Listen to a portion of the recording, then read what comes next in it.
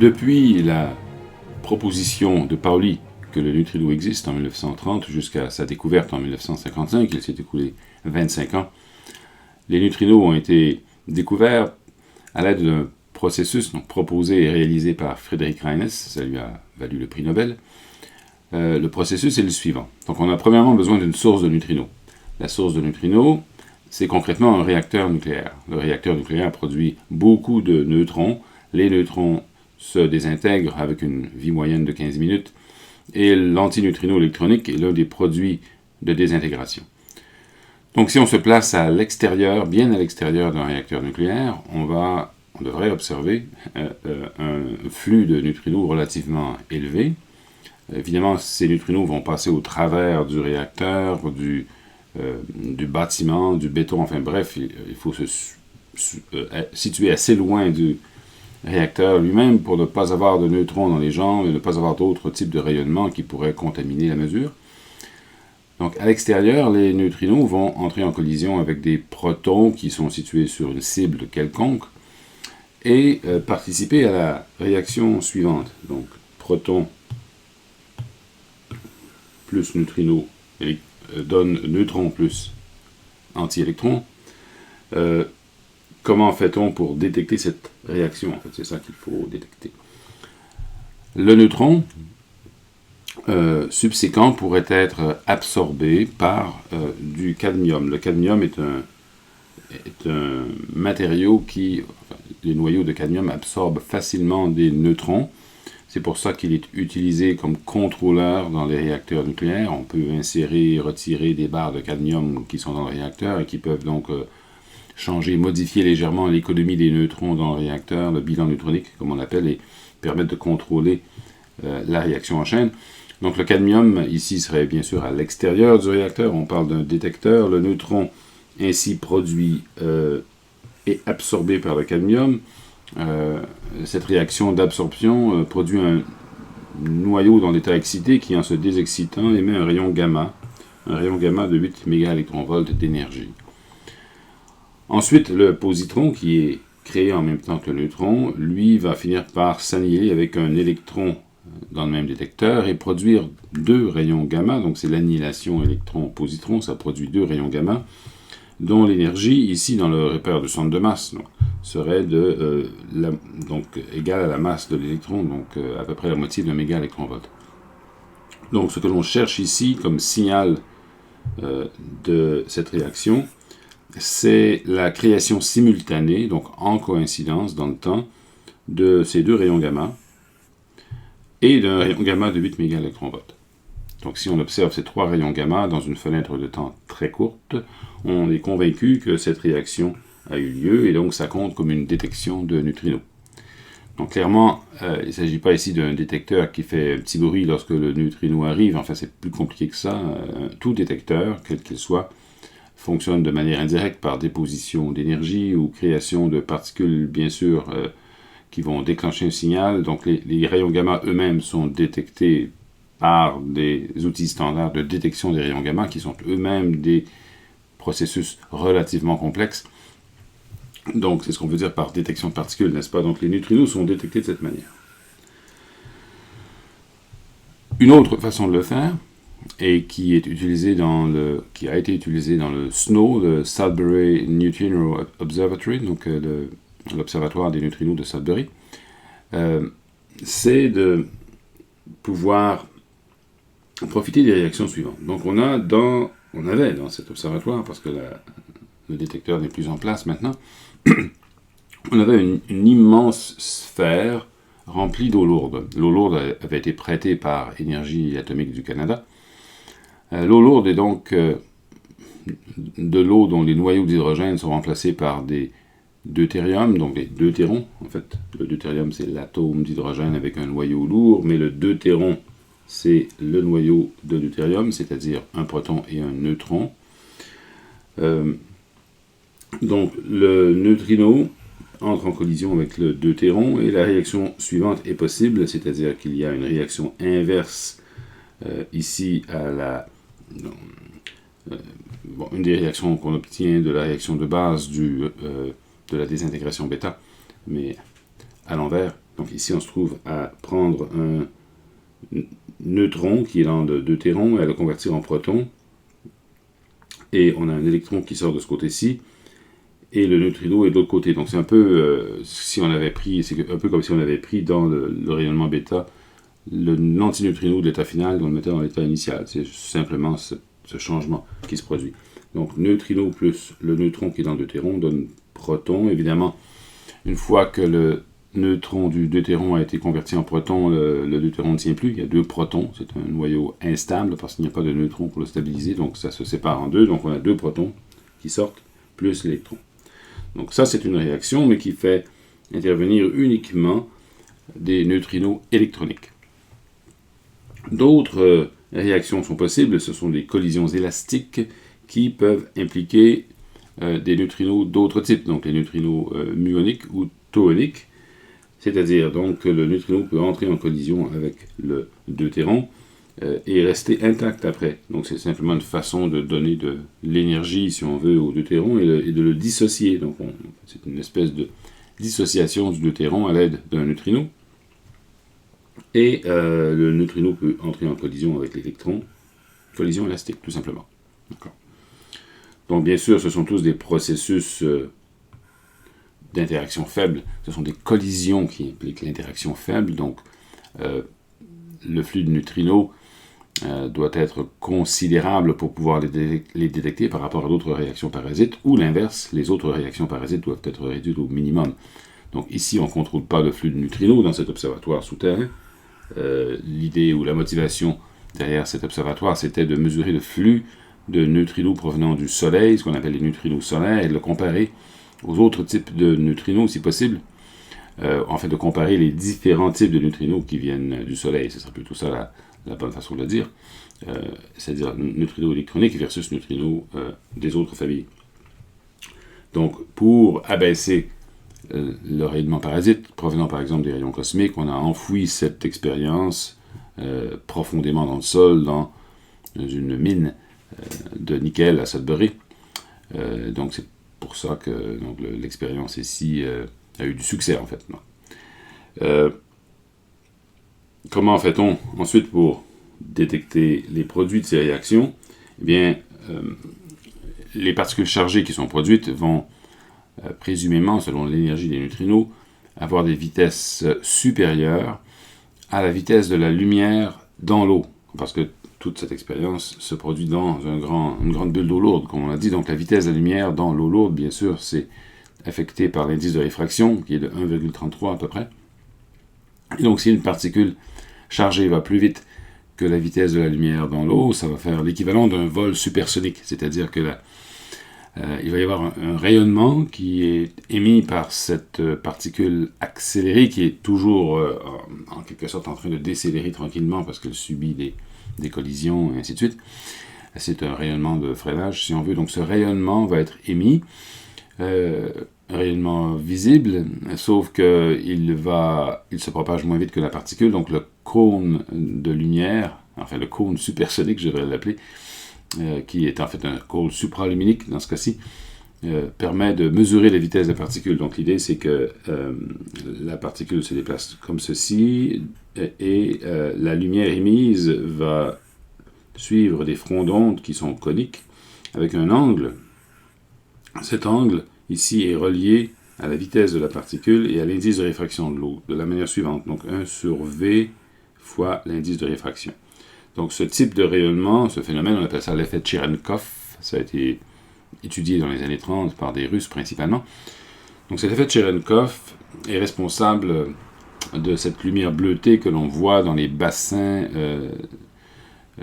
autour des réacteurs nucléaires quand on plonge le réacteur nucléaire dans l'eau pour modérer la réaction en chaîne. On voit typiquement ce genre de lumière bleue. Bien, cette lumière bleue, c'est l'effet Cherenkov qui en est responsable.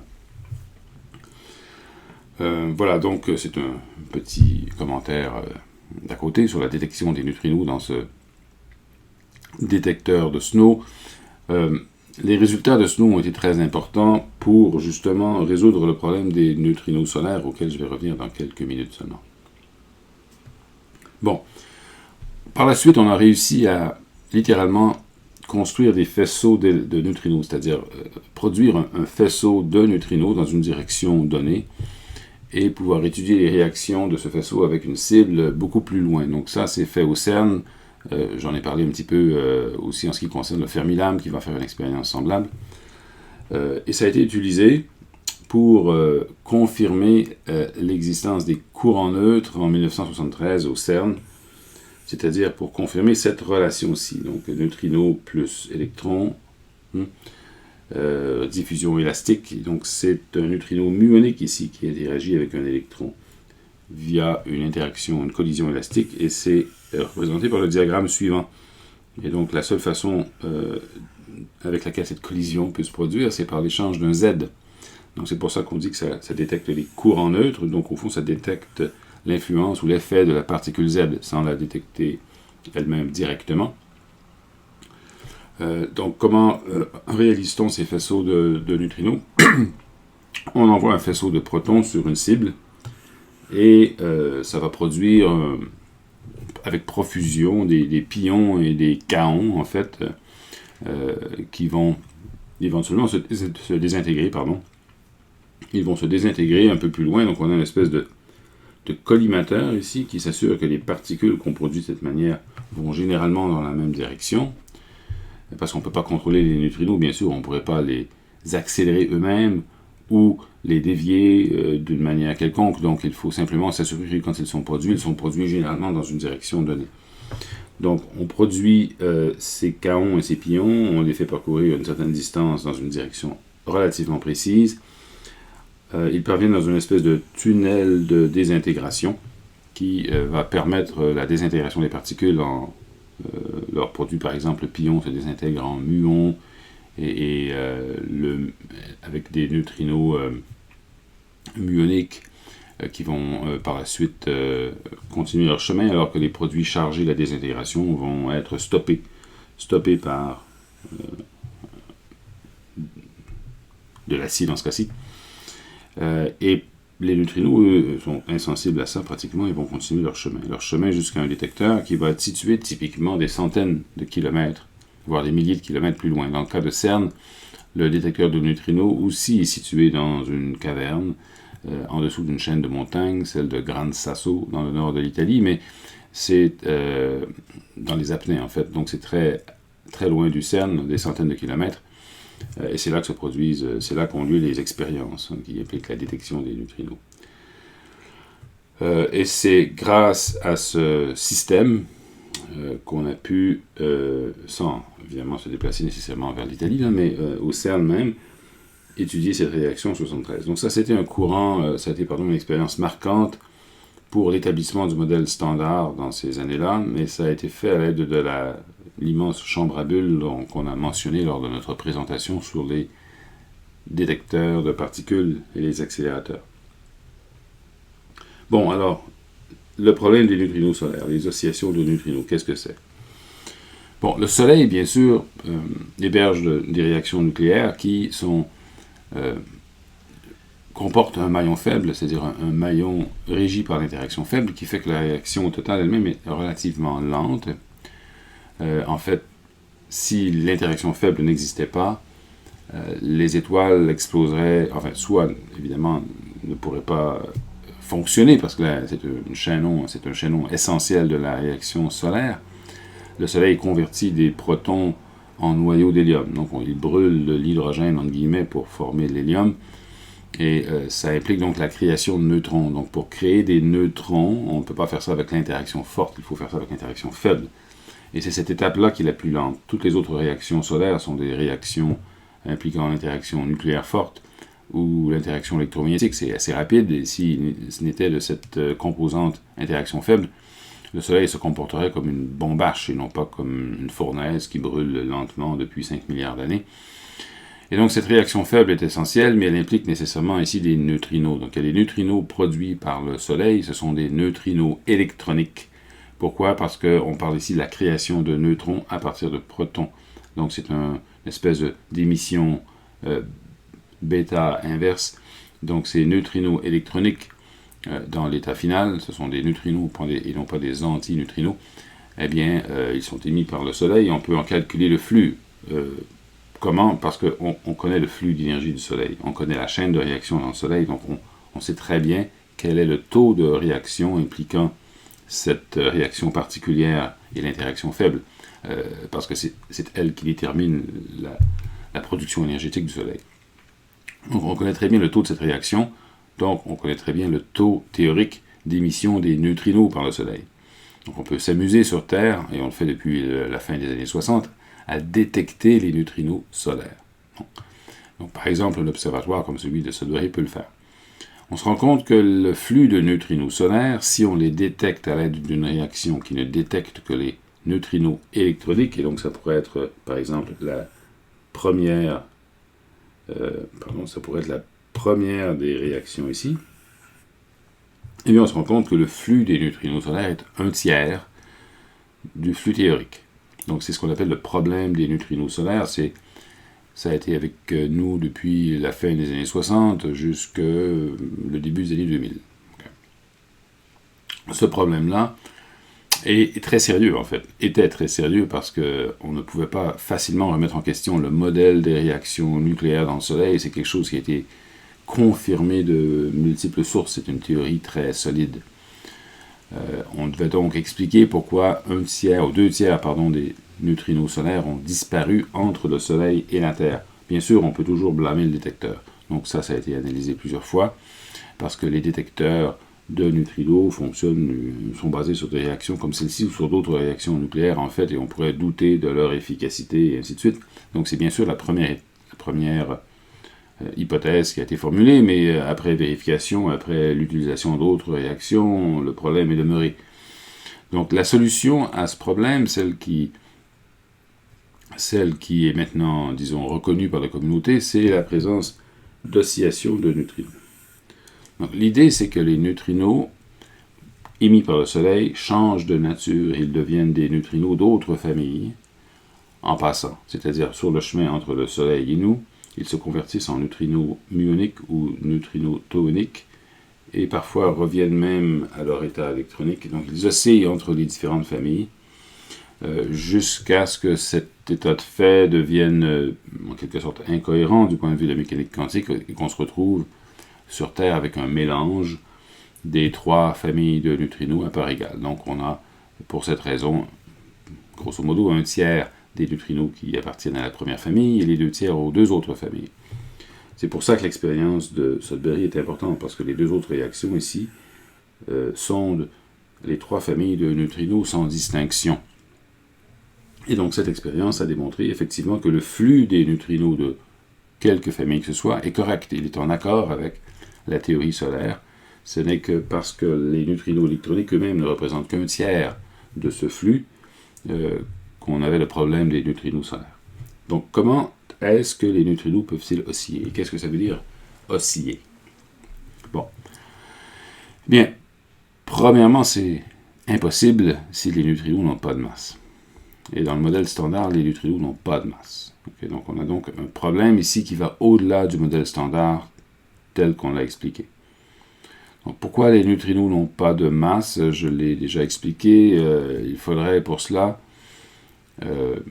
qu'on ait des neutrinos droits.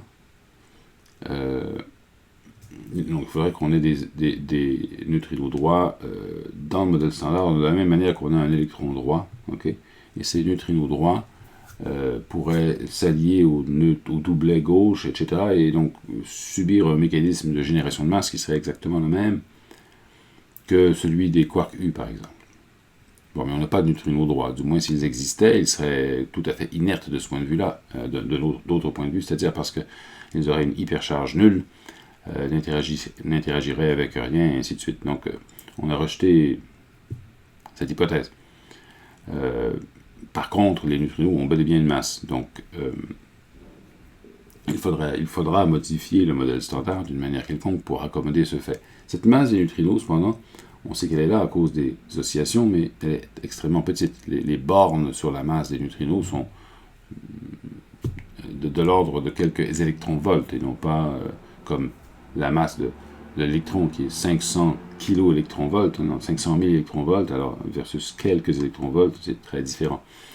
Il y a d'autres façons d'estimer la masse des neutrinos, par exemple des expériences qui impliquent la désintégration bêta et la forme du spectre des électrons qui sont émis par émission bêta pourrait en principe permettre de déterminer la masse du neutrino s'il était non nul. Donc il y a des expériences en cours là-dessus, mais il reste que cette masse est très petite.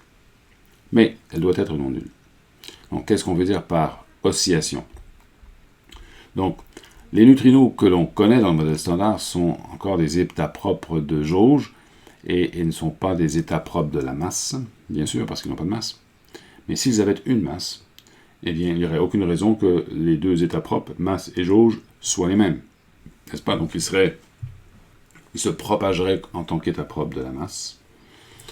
Donc, quand je parle d'état propre de la masse, je parle ici de combinaison des neutrinos des trois familles, qui s'arrangent en combinaisons linéaires précises, qui sont des vecteurs propres, qui sont donc des états propres de la masse. Il y aurait trois états propres de la masse qui ont des masses légèrement différentes. Ils se propageraient donc selon ces états propres, mais seraient créés et absorbés, donc réagiraient avec les champs de jauge en tant qu'état propre de jauge. Donc par exemple, ils seraient produits en tant qu'état propre de jauge, en tant que neutrino électronique dans le Soleil, mais ce neutrino électronique serait une combinaison linéaire de neutrinos d'état propre de la masse de trois types. Okay? Et donc, ces trois composantes se propageraient à des vitesses légèrement différentes, puisque maintenant, le neutrino ayant une masse, la vitesse n'est plus égale à la vitesse de la lumière, et en fonction de leur déplacement, la phase des trois particules dans leur fonction d'onde changerait en fonction du temps et en fonction de la distance de manière différente. Et donc, on aurait au bout d'un certain temps, si la cohérence quantique se maintient, une superposition d'états qui sont des états propres de jauge différents de ce qu'on avait au début. Donc, il y aurait création progressive ou d'une probabilité qu'en mesurant un neutrino, on obtienne un neutrino de la deuxième famille ou de la troisième famille. Ces oscillations se produiraient sur de longues distances, et on a ici une simulation qui a été faite, ce n'est pas du tout une mesure, simulation de la propagation des neutrinos. Donc on a ici une distance divisée par une énergie initiale. C'est dans ces unités-là que l'oscillation fonctionne, et on aurait initialement des neutrinos donc, électroniques, la courbe noire, avec une probabilité de 1, mais elle subirait des oscillations de diverses périodes, certaines plus rapides, certaines moins rapides, ça dépend des masses impliquées, parce qu'on a 3 masses impliquées, et ça c'est juste un modèle. On aurait une création progressive d'électrons muoniques, de neutrinos muoniques qui sont en bleu ici, et de neutrinos de la troisième famille qui sont en rouge. Et si la cohérence quantique est maintenue, il s'agit d'une véritable oscillation, c'est-à-dire qu'au bout d'un certain temps, on revient à l'état initial, et ainsi de suite. D'accord. Il n'y a pas vraiment d'endroit dans cette courbe où les 3 populations sont égales. Mais l'idée, c'est que ça finit par se mélanger, on finit par perdre cette cohérence de phase quantique, en raison d'autres réactions possibles que les neutrinos peuvent subir sur le chemin. Leur interaction avec le monde extérieur, quoique faible, va détruire la cohérence quantique du système. Et donc on va finir avec une espèce de matrice densité, et non pas une fonction d'onde pure, qui comporterait un tiers, une probabilité 1/3 d'avoir des neutrinos de chaque famille. Donc pour faire une longue histoire courte, c'est le phénomène d'oscillation des neutrinos. Dernier sujet dans cette section, un peu plus calculatoire, celui-ci, la désintégration du pion chargé. Donc c'est un peu périphérique aux neutrinos, mais important quand même, parce que on se rend compte que la façon de produire des neutrinos muoniques sur Terre, si on n'a pas accès aux neutrinos solaires convertis, c'est de produire des pions qui vont ensuite se désintégrer en muons et antineutrinos muoniques. Je vous rappelle que cette fameuse expérience ici, si importante pour la confirmation du modèle standard, impliquait des neutrinos muoniques. Alors comment est-ce qu'on génère des neutrinos muoniques? Eh bien, c'est précisément par ce faisceau ici qu'on le fait. Donc, je n'ai pas mentionné le type de neutrino. mais on va comprendre maintenant pourquoi ce sont des neutrinos muoniques qui sont là et non pas des neutrinos électroniques. Donc, les pions, qui sont par exemple générés ici dans cette expérience, les pions vont se désintégrer de la manière suivante. Enfin, en théorie, ils pourraient se désintégrer de plusieurs façons, mais ils pourraient se désintégrer en un muon et un antineutrino muonique, ou encore en un électron et un antineutrino électronique. Les deux choses sont théoriquement possibles. Or, il se trouve que le rapport d'embranchement entre ces deux processus est d'à peu près 8000, ce qui est très surprenant à prime abord. Autrement dit, il y a 8000 fois plus de chances qu'un muon soit produit plutôt qu'un électron. Pourtant, l'électron est beaucoup plus léger que le muon. Le pion a une masse d'à peu près 139 mégaélectronvolts. Le muon a une masse de 105 mégaélectronvolts. C'est plus petit, bien sûr, mais il reste qu'il y a beaucoup plus d'espace des phases disponibles pour les particules finales s'ils se désintègrent en électrons qu'en muons. Donc on s'attendrait naïvement, sur des considérations cinématiques seulement, à ce que la désintégration suivante soit plus probable, ou légèrement plus probable que celle-ci. Mais c'est le contraire, mais par un facteur énorme. Alors, pourquoi? Donc, premièrement, comment fonctionne, quel est le diagramme ou la réaction qui va décrire cette désintégration? Donc, le pion est donc un état lié de quark et d'antiquark, U et D, U anti-D, ou D anti-U, selon que c'est un pion positif ou négatif.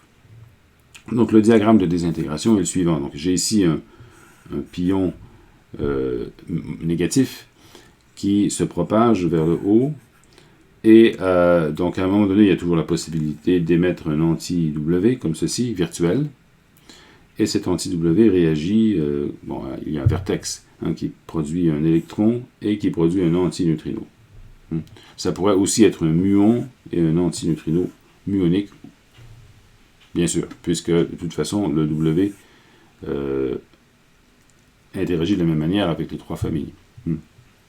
Donc, la question c'est pourquoi cette réaction est-elle supprimée? Et c'est assez simple à comprendre d'une manière qualitative. Alors voyons voir. On a le pion qui est ici. Je vais mettre ici, j'ai mis un pi 0, ça n'a pas de sens. C'est pas un pi 0, c'est un pi chargé, c'est un pi moins, donc je vais corriger. Ce pion émet supposément donc un électron et un antineutrino dans des directions opposées. Comme sa masse est de 139 MeV et que l'électron a une masse d'un demi-MeV, eh bien l'électron va avoir une énergie de l'ordre de 70 mégaélectronvolts dans cette désintégration. Donc il va être ultra relativiste, il va être pratiquement à la vitesse de la lumière, son énergie est beaucoup plus grande que sa masse. Donc parce qu'il est justement ultra relativiste, il va se comporter pratiquement de la même manière qu'une particule sans masse. Et donc, ce serait un état propre de l'hélicité qui serait pertinent ici. Donc, de la même manière que pour un antineutrino, l'hélicité est toujours dans le même sens, dans toujours le même signe, c'est-à-dire que le spin de l'antineutrino serait dirigé dans la direction de sa quantité de mouvement. C'est une antiparticule. Eh bien, l'électron, alors on s'entend qu'il s'agit ici de l'électron gauche, n'est-ce pas? Parce que c'est la seule composante de l'électron qui interagit avec le W. La partie droite de l'électron n'a pas d'impact. Et donc, la composante gauche de l'antineutrino va avoir un spin qui est toujours dans la direction de sa quantité de mouvement, parce que c'est un antineutrino. Les antineutrinos ont une hélicité opposée à celle des neutrinos. Donc les particules et antiparticules changent de signe d'hélicité. L'électron, lui, est une particule, non pas une antiparticule, donc son hélicité va être véritablement gauche, c'est-à-dire opposée à sa quantité de mouvement. Donc, les spins du neutrino et de l'électron vont être dans la même direction. Ces spins 1,5 vont s'additionner pour donner un spin 1, mais le pion est une particule de spin 0. Donc, cette réaction est impossible, en fait. La conservation du spin est impossible si l'électron a une masse exactement nulle. Bien sûr, l'électron n'a pas une masse exactement nulle, donc il va y avoir une petite composante droite de l'électron, et donc une petite probabilité que son spin soit dans l'autre sens. Cette composante droite de l'électron, donc en tant qu'amplitude, se comporte comme le rapport entre la masse de l'électron sur l'énergie de l'électron. M sur E, c'est un des exercices qu'on peut faire dans le chapitre sur l'équation de Dirac, donc quelles sont les valeurs moyennes du spin de l'électron dans des directions autres que la direction de l'hélicité, que la direction de la quantité de mouvement, et on voit que ça se comporte comme la masse divisée par l'énergie. Donc, en termes d'amplitude, c'est ça, en termes de réaction, donc de probabilité de désintégration, si vous voulez, il faut mettre au carré, l'amplitude au carré, donc la masse divisée par E au carré donne 1 sur 20 000. Okay, donc on a une suppression importante de cette probabilité de réaction. Rappelons bien sûr que pour le muon, c'est différent, n'est-ce pas? Parce que le muon a une masse de 105 mégaélectronvolts, donc son énergie cinétique, si vous voulez, sera petite, bon, pas trop minuscule, mais sera plus petite que son énergie de masse dans la désintégration, donc le muon n'a pas ce problème. Le rapport énergétique est de l'ordre de 1, et donc c'est pour ça que la réaction domine avec un muon et un anti-neutrino muonique. Alors, donc ça, c'est la façon avec les mains de voir cette chose-là. On peut aussi faire un calcul un peu plus sophistiqué, c'est ce qu'on va faire ici.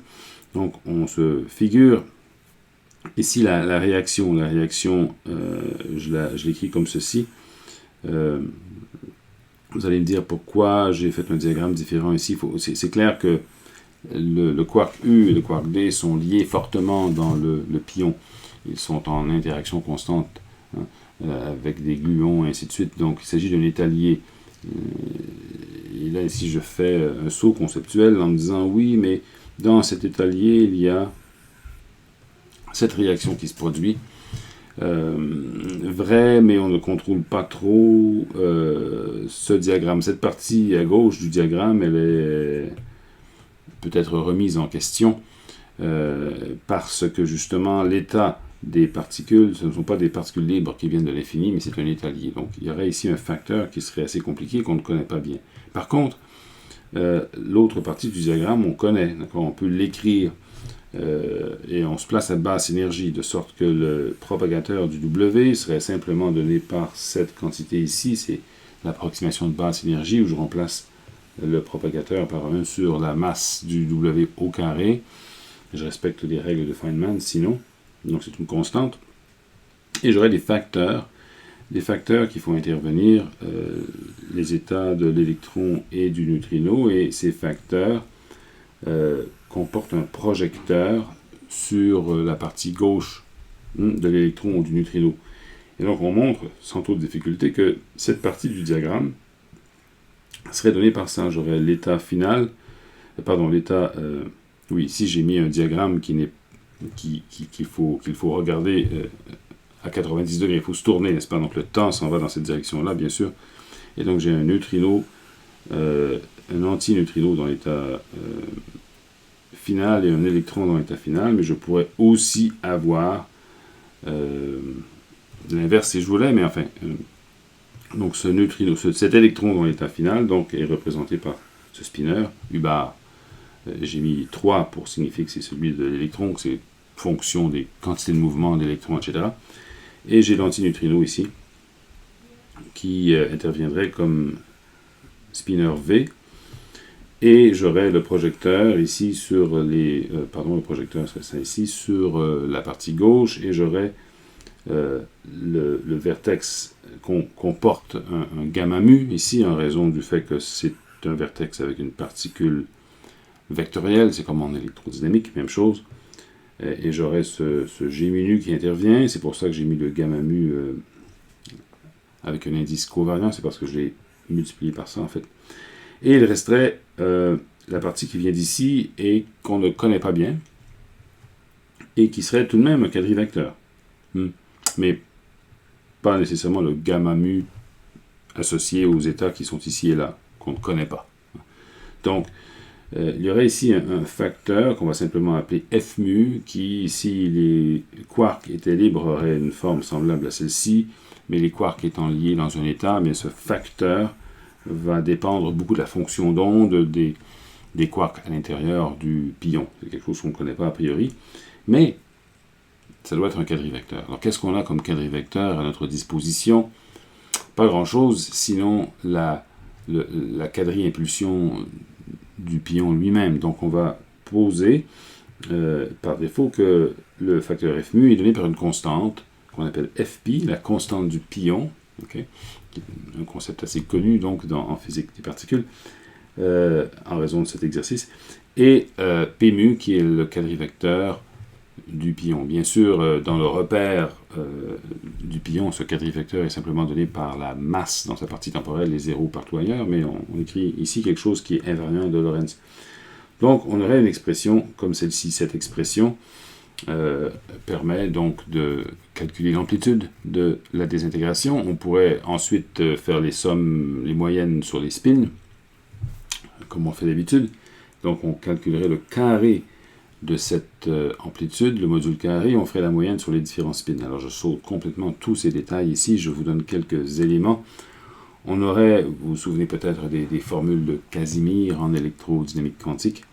Eh bien, on obtiendrait de cette manière une expression comme ceci, avec une trace sur des matrices gamma. Donc, j'aurais gamma mu ici, et j'aurais gamma nu, qui multiplie P mu et P nu. Et j'aurais bien sûr des slash ici, donc des contractions des quadrivecteurs énergie-impulsion de l'électron et du neutrino avec les matrices gamma. La masse de l'électron intervient ici. Je suppose que le neutrino n'a pas de masse dans cette expérience. Je fais les traces, donc là je passe les détails. Ici c'est un point qui n'est pas... c'est plus encore une fois culturel que démonstratif et méthodologique. Donc j'obtiens une expression en fonction des quadrivecteurs, des électrons, neutrinos et du pion. Je me place maintenant dans le repère de la particule, donc du pion, et j'obtiens ceci. Donc on peut montrer qu'on obtient cette expression simple dans ce repère-là, et à la fin, on pourrait calculer le taux de désintégration totale. Il y a une formule dans le chapitre 1 là-dessus, qu'on a explicitement calculé, qui nous fait passer de cette expression à celle-ci. Le changement principal, bien sûr, c'est qu'on a on a divisé par 8pi m1 au carré. Le m1 ici, c'est la masse du pion, la particule qui se désintègre. Donc c'est pour ça que j'ai 1 sur la masse au carré fois la masse ici. Donc le terme de masse, le facteur mpi supplémentaire vient du fait que la quantité de mouvement d'électrons, dans ce cas-ci, on peut montrer qu'elle est donnée par cette forme, simplement par cinématique. C'est un problème du chapitre 1, je crois. Et on arrive avec cette forme. Maintenant, on pourrait faire la même chose avec le muon. On répète le même calcul avec le muon. Il n'y a rien qui change sauf ça ici. Ça ne change pas la partie inconnue du diagramme qui est à gauche. Ça ne change pas le facteur Fp. Et donc, on fait la même chose. On fait le rapport et on obtient ça. Okay. Donc, le rapport donne 1,28 par 10-4. Le rapport mesuré de 1,23 par 10-4. Donc ça colle très bien à l'expérience. Ça nous permet aussi de mesurer cette fameuse constante Fp du pion qui est égale à 93 mégaélectronvolts. C'est une quantité qui a les unités de l'énergie ici. Bon, voilà, donc c'est cette fameuse théorie de la désintégration du pion qui est encore une fois une confirmation assez spectaculaire de tout le processus qu'on a utilisé ici, le fait qu'on puisse traiter cette partie du diagramme comme en électrodynamique quantique, et le fait que les suppositions approximatives qu'on a fait sur la fonction d'onde du pion sont respectées. Voilà, merci.